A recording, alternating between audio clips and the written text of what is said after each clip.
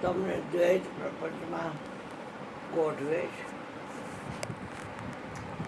જાણવામાં જે આવે અને એ જાણવામાં જે આવ્યું એને જાણનાર એવા તમે એટલે દ્વૈત પ્રપંચ થયો.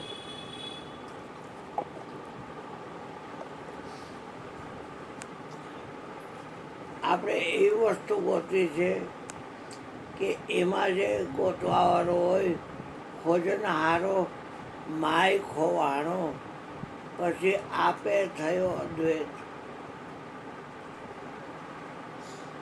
પણ કેદી ગુરુના વાક્યમાં વિશ્વાસ આવે કે તું છો તારે છોડીને કાંઈ છે નહીં.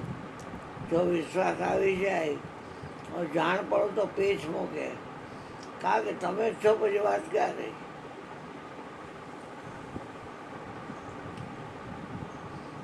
જાણવામાં આવી અને જાણનાર બે થાય, અને આમાં કાંઈ બે થાય નહીં. હા, આખા વિશ્વમાં સર્વ જગતમાં વ્યાપક બોલે શ્રી કૃષ્ણ શરણમાં. આ બોલી બોલે જાંબુ બોલે આકાશે પાતાળે બોલે, જ્યાં જો એના સિવાય કાંઈ ન મળે. આપણો અભ્યાસ છે 4 શરીરનો, 16 દેહનો અભ્યાસ છે. સૂક્ષ્મ શરીરનો પણ અભ્યાસ છે, કારણ શરીરનો પણ અભ્યાસ છે, અને મહાકારણ શરીરનો પણ અભ્યાસ છે. દેહાધ્યાસ આપણો કેદી છૂટશે? જેથી ગુરુ મહારાજની પૂરેપૂરી દયા થાય, કૃપા થાય, કરુણા થાય તો દેહાધ્યાસ છૂટે. દેહાધ્યાસ છૂટે કોઈ માના પેટે અવતાર લેવો પડે નહીં. યોનિમાંથી જેટલું નીકળે છે એ બધું જાણપણું છે, બીજું કાંઈ નથી. અને આત્મા તો યોનિ જ છે, એ યોનિમાંથી નીકળતો નથી. આત્માને પ્રગટ કરવાનો કોઈ જન્મો નથી, જન્મ થઈ નહીં. આત્મા પ્રગટ જ છે. એટલે મીરા કાંઈ ગાંગલી અક્કલ મોટી નહોતી, પ્રગટની ભક્તિ કરતી હતી. કબીરે કાંઈ અક્કલ મોટો ગાંગલો નહોતો, પ્રગટની ભક્તિ. સબઘટ મેરા સાહેબા, ખાલી ઘટ નથી કોઈ, બલિહારી ઉસ ઘટ કે જાગર પ્રગટ હોય. પણ આપણને કોઈને શું છે આ જડાઈ રે એટલું બધું લાગી પડ્યું. પાસે તત્વમય કે તત્વ સ્વયં છે નહીં. આકાશ રહ્યું એ સ્વયં નથી, વાયુ છે એ સ્વયં નથી, અગ્નિ આ તેજ છે એ સ્વયં નથી, અને જળ છે એ પણ સ્વયં નથી, અને પૃથ્વી છે એ પણ સ્વયં નથી. રામાયણમાં સુંદરકાંડમાં આવે છે ગગન સમીર અનલ જલ ધરણી ઇનકે નાથ સહજ જડ કરણી. અમારે તો જડ કરણી છે. તમે સોચી લેશો તો પોણા ભાગનું પાણી છે, બાળ મારીને તમે સોચી લેશો તો મારા આશ્રય જેટલા જીવો છે એનો નાશ થઈ જશે. એના કરતાં મણીઓના થાળ લઈ અને બ્રાહ્મણનું રૂપ લઈ અને હું તમને આ ભેટ ધરવા આવ્યો છું.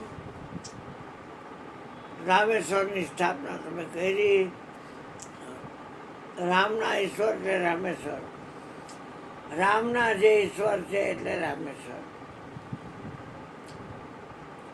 નળ ને નીલ નામના 2 કપીના ભાઈ હતા. ઋષિ ધ્યાનમાં બેસે એટલે છુપાયેલા એવા ઋષિના શાલિગ્રામ ભગવાનને નદીમાં ફેંકી દે. પણ છુપાઈને જોવે, ઋષિ ધ્યાનમાંથી બહાર નીકળે, મારા ભગવાન ક્યાંય ગયા.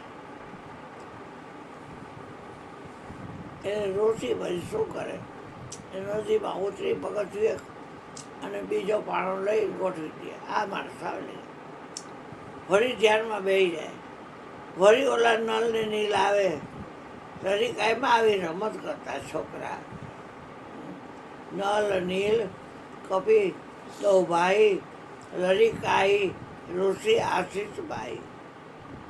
બાળપણમાં લરિકા એટલે બાળપણમાં ઋષિનો તો શ્રાપ હતો, પણ એ આશીર્વાદ થયો. કારણ કે ઘડીએ ઘડીએ કેટલા પાણા ગોતે, એ જાઓ હારાવ રંગે હાથ પકડી જાય તો જે નાખશો નહીં તરશે. ઋષિએ તાપ આપ્યો. હવે આ તો પાડો ફેંકે તો પાડો જ ને.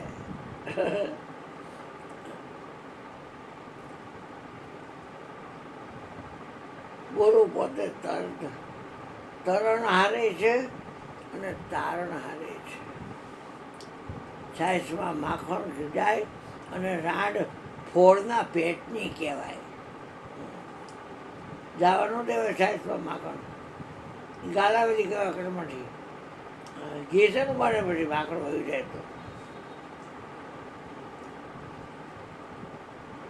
જે વસ્તુ તારે તરે ને એ વસ્તુ તારે.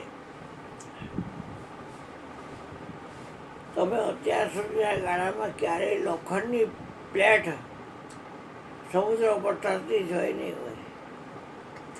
સ્ટીમર આખી હોય લોખંડની, પણ એમાં બધી રચના એ કરી હોય એટલે એ તરતી હોય, ડૂબે નહીં.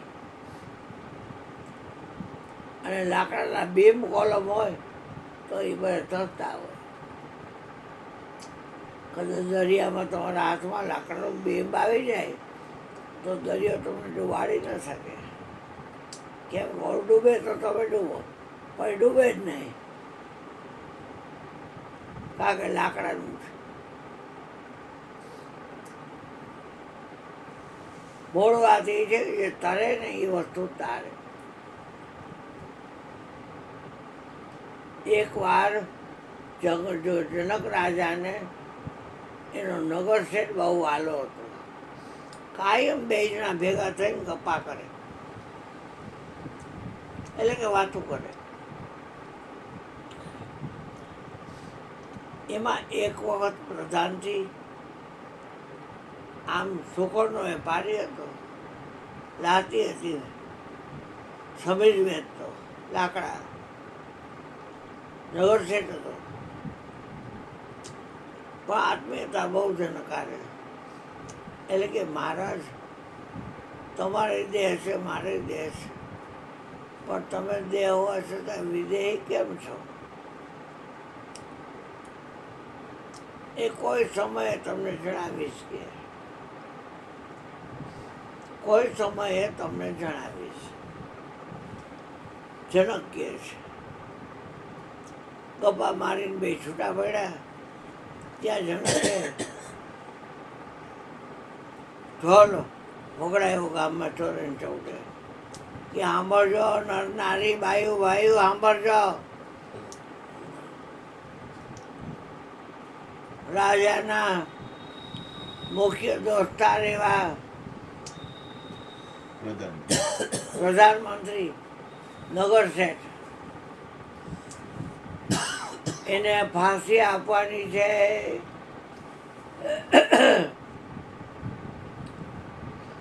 એટલે માન દીકરી નગર શેઠની ઘરવાળી એ કે મમ્મી આ શું બોલે છે? નગર શેઠ તો મારા પપ્પા છે, તો કંઈક બોલવાનું જોઈએ છે કરીને ફાંસી શું કામ દે? એ કોઈ ડેન્જર નથી, ફાંસી દે.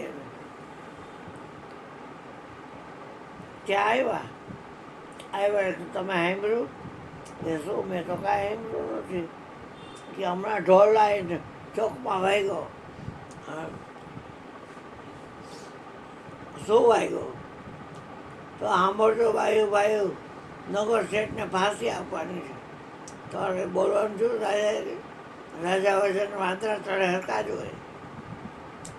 તો કે ના ના, તો કેમ ફાંસી તમને દે? એ હા, મેં એને પૂછ્યું હતું કે તમે દેવા છતાં વિદેહી કેમ છો?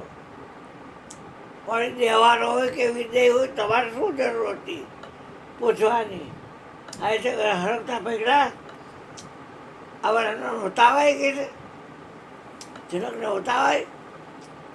બિસીલાનો રાજા હોય શું થઈ ગયો? ભાઈ બહેનો તમે તો ભાઈબંધ ને. અને જો આ ફાંસી આવી પૂછાઈ ગયું. ગપ્પા મારતા હતા એમાં મારથી પૂછાઈ ગયું કે અમે દેવાર છીએ, તમે દેવાર છીએ, તમે વિદેહી, અમે દેવાના, તમે વિદેહી કેમ કરો? અરે એ 50 દેવાનો હોય કે 5 લાખ દેવાનો હોય, તમારે શું પૂછવાની જરૂર હતી? હવે અમારે તો નડા પાયો ને ફાંસી મારશે એટલે વાત થાય પૂરી. પછી અમારું કોણ મા દીકરીનું? કબૂતરી ઉડે એટલે કબૂતરી આવે એટલે આવું ઉડે. ઓલાની આંચકો ન ભવાના હાંભળ્યું એને પાછું બીજા છોકરો બોલતો તો હાંભળ્યું એને. સારું રાજાને ન બોલાયો તો સારું. હવે મારી આખી દાતી ને સુખડનો વેપાર ને મગ વાફણા ને માલિક બીજે દિવસે દેવાની ગુરુવાર હતો. આવ્યા માણસો હાથ કરીને પડાવી દીધી, હાલો લે વરાજમાં.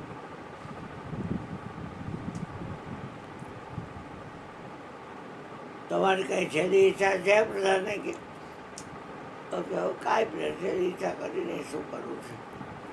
મળવું છે પછી ક્યાં વાત રહી? તો તમારે મારી આરે છેલ્લું જમણ લેવાનું છે. ભાઈબંધ છે આપણે બે છેલ્લે જમી લઈ આવી રે. અને જો આ માણસો તલવાર છે ને એ કાચા તાતને ટાંગી છે. હવાના 2 ઢોરા આવે ને પડે સીધી તમારા ડોગ સુખી થઈ જાય. ને ફાંસી તો તમને રહેવાની જ છે. આવડા પાટ મૂકાનમાં થાર મૂકા આવડા એમાં મેસૂમ ને હાટા ને થાબડી ને મોહનથાળ ને લાડવા ને ઓળા લાડવા ને ભજીયા ને આ ને તે ને દાળ ને ભાત ને શાક ને સંભારા ને બધું, દહીં, છાશ, માખણ, ગરમા ગરમ ફુલકા રોટલી, એમાં દળેલી હાકર, ચોરમું, લાપસી. જમવા બેઠા. રસમલાઈ, પંચરત્ન,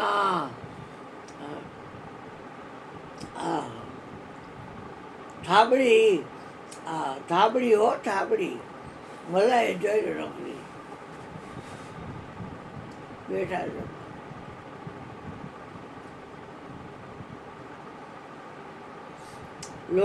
લોટો ખાઈ લીધું. શું જાય બા? એટલે એ તો વિચારમાં હતો કે ગળાટું બોલે છે એટલે જીભ આંખ 2 બહાર નીકળી જાય છે. અને એ શું જયમાં? હે શું જયમાં? હે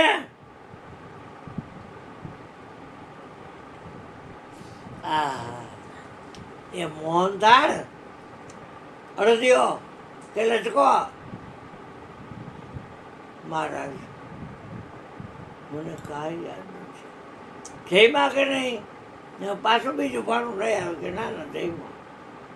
પણ શું જયમાં? કહું છું કે યાદ નથી. તો ક્યાં હતા તમે? મને એક ફાંસી સિવાય કાંઈ યાદ જ નથી. મને એક ફાંસી સિવાય કાંઈ યાદ જ નથી.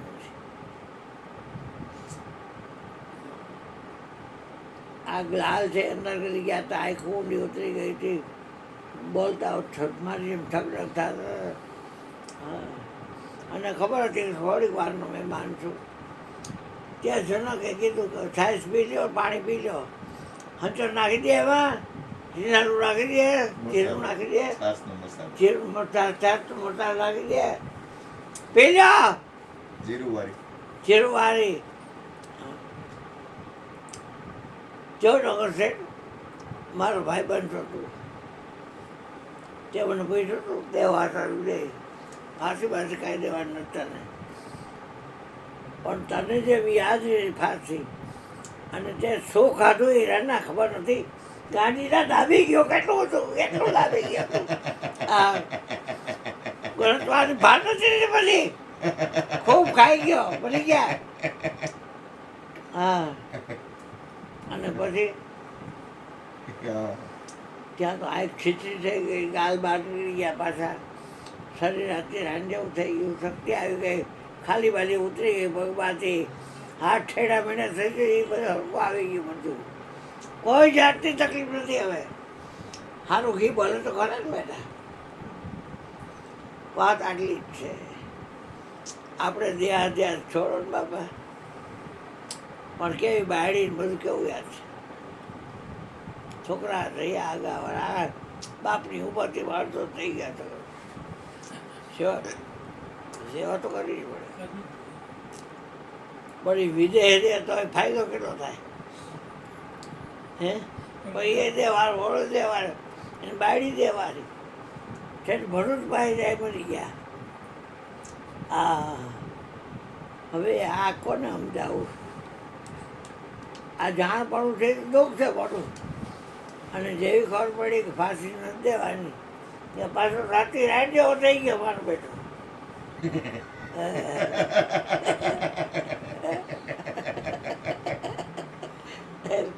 એટલે આવી વાત છે. હવે મયુરભાઈને કહી તમારો વારો સદગુરુ